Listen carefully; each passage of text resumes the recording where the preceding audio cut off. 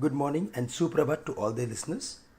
Today I would like to start with the outcome from the Fed's meeting. The Federal Open Market Committee held interest rates in a range near zero and maintained asset purchases at $120 billion a month.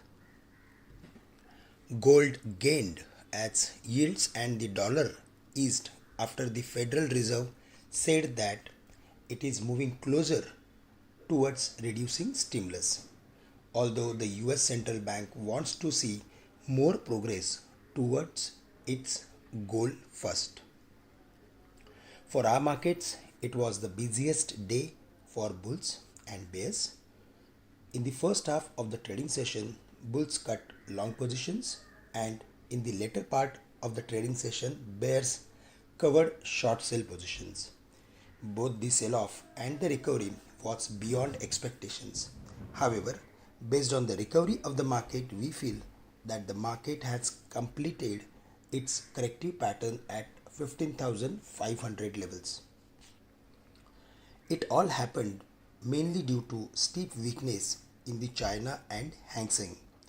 These markets witnessed nearly 22% erosion due to sudden change in the regulations from specific technology. In the month of February, Hang Seng was around 31,000 levels and currently it is trading at 24,000 25,000 levels.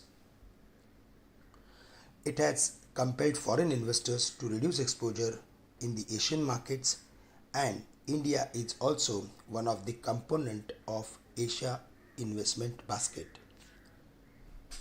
Significant gains in telecom, metals, technology and select private banks helped our markets to close above the levels of 15,700. Today, the market would remain between the range of 15,800 and 15,600.